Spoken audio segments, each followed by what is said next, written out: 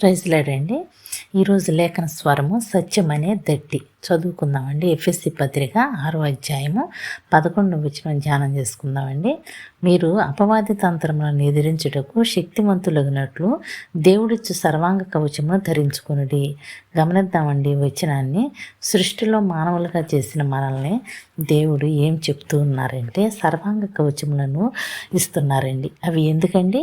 శక్తిమంతులు అవ్వటానికి. దేనికండి ఈ శక్తి? అపవాది తంత్రాలను ఎదిరించడానికి అని చెప్తుంది బైబిల్. ఈ సర్వాంగ కవచం ఏమిటో మనందరికీ తెలుసు. మీ నడుమునకు సత్యమనే దట్టి, నీతి అని, మైమరుగు అని, పాదములకు సమాధాన సువార్త అని, సిద్ధ మనస్సు అని జోడు అని, మరి ఇవన్నీ గాక విశ్వాసం అనే డాలు అని, రక్షణ అయిన శిరస్త్రాణము అని, మరి దేవుని వాక్యం అనే ఆత్మ ఖడ్గం అని ప్రతిరోజు ఎఫ్ఎస్సి పత్రికలో మనం చదువుకుంటూ ఉంటాం.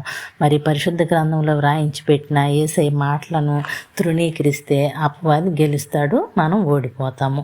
అంతే కదండి. ఇక్కడ యేసయ్య శారీరకమైన శక్తి గురించి, శారీరకమైన బలాన్ని గురించి మనకు చెప్పట్లేదు, కానీ ఇది ఆత్మీయమైన శక్తి అని మనందరికీ తెలుసు. కానీ మానవులమైన మనము కొన్ని పరిస్థితుల్లో మనమే ఓడిపోతున్నాం అపవాది ముందు.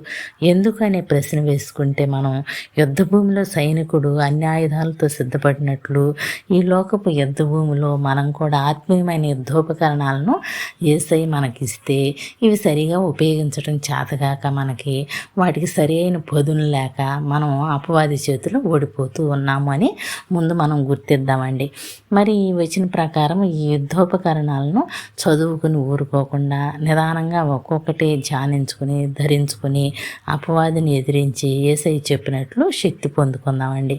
యేసయ్య మనల్ని అపవాదిని ఎదిరించండి, నిలవబడండి అని ఎఫ్ఎస్సి పత్రికలో వ్రాయించారు.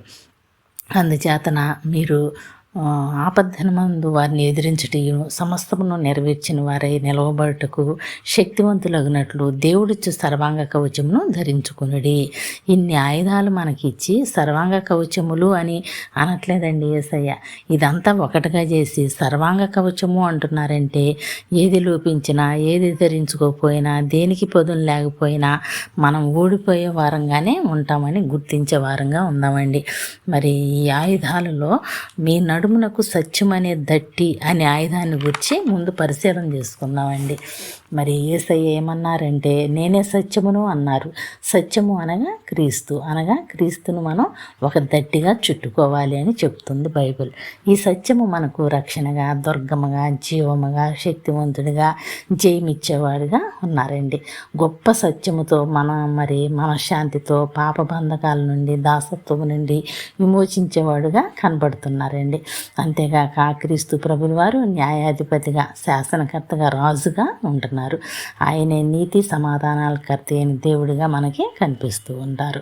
అలాంటి సత్యదేవుడిని మనం దట్టిగా ధరించుకోమని బైబిల్ చెప్తుందండి. నిత్య ఆశ్రయదుర్గమైన ఈ సత్యాన్ని మనం కట్టుకున్నట్లయితే అపవాది తంత్రాన్ని గుర్తించే వారంగా ఉంటామని వాక్యం చెప్తుంది. అంతేగాక ఆయన అద్భుతాలు చేసిన దేవుడని, సత్యభావంను అనుసరించిన దేవుడని యెషయా గ్రంథం 25వ అధ్యాయంలో ఉంటుందండి.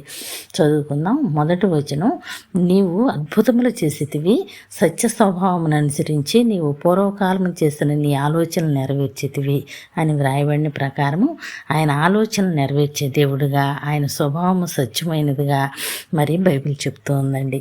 అంతేగాక యోహాను రాసిన 3వ పత్రికలో కూడా ఉంటుంది, మనము సత్యమునకు సహాయకులమవునట్టు అట్టి వారికి ఉపకారం చేయు బద్ధులమై ఉన్నాము. చూద్దామండి, సత్యానికి జతపని వారిగా ఉండాలని బైబిల్ చెప్తుంది. మరి యేసుక్రీస్తు ప్రభుల వారు వాక్యమై ఉన్నారు కాబట్టి ఆ వాక్యాన్ని మనం గట్టిగా ఉంచుకుంటే అపవాది ముందు ఓడిపోము అనే సత్యాన్ని గుర్తెరుగుదామండి. ఆ వాక్యము నిత్యము నిలిచేదిగా ఉన్నది. యెషయా గ్రంథం 40వ అధ్యాయంలో ఉంటుంది. 8-9 వచనాలు చదువుకుందాం. గడ్డి ఎండిపోవును, దాని పువ్వు వాడిపోవును, మన దేవుని వాక్యము నిత్యము నిలుచును. సియోను సువార్త ప్రకటించుచున్నదానా, ఉన్నత పర్వతం ఎక్కుము, యెరూషలేము సువార్త ప్రకటించుచున్నదానా, బలముగా ప్రకటించుము, భయపడక ప్రకటించుము. అనుసరించుము మరి అంటున్న వాక్యాన్ని గమనిద్దామండి. మరి నిత్యము నిలిచే వాక్యాన్ని భయపడక చెప్పమంటుందండి ఇది పరిశుద్ధాత్మ. మరి కీర్తన గ్రంథంలో ఉంటుంది 37వ అధ్యాయంలో కూడా దేశమందు నివసించి సత్యమును అనుసరించుము అని అన్నట్లు సత్యమై ఉన్న యేసయ్యను అనుసరిద్దామండి. అలాగే 86వ కీర్తనలో కూడా ఉంటుంది, నీ సత్యమును అనుసరించి నడుచుకున్నట్లు నీ మార్గము నాకు బోధింపుము అని ఉంటుంది. అలాగే 43వ కీర్తనలో భక్తుడు అన్నట్లు నీ వెలుగును నీ సత్యమును బయలుదేరి చేయము అని, అవి నాకు త్రోవ చూపునట్లు అని సత్యమైన యేసయ్యను వెంబడిస్తే మనకు చక్కని త్రోవ చూపించి అపవాదాంతరాల నుండి విడిపించే దేవుడుగా ఉన్నారని గుర్తెరుగుదామండి. ఈ సత్యమైన ఆయుధాన్ని ఉపయోగించుకుని గట్టిగా పట్టుకుని ఈ లోకపు యాత్రలో కొనసాగుదామండి. అపవాదాంతరాలను ఎదిరించే శక్తి గల వారమై ఉండాలంటే ఆయన ఇచ్చే కవచం సత్యమైన దట్టి కట్టుకుని సిద్ధపడదామండి. అలాగే ఎఫెసీ పత్రికలో ఉంటుంది 4వ అధ్యాయంలో, ప్రేమ కలిగి సత్యము చెప్పుచు క్రీస్తు వలె ఉండుటకు మనం అన్ని విషయంలో ఎదుగుదము అని వ్రాయబడినట్లు సత్యమైన క్రీస్తుని వెంబడిద్దామండి. ఆ విధంగా మరి సిద్ధపడదాం. ఆ దేవుని కృప మన అందరికీ తోడై ఉండును గాక. ఆమెన్.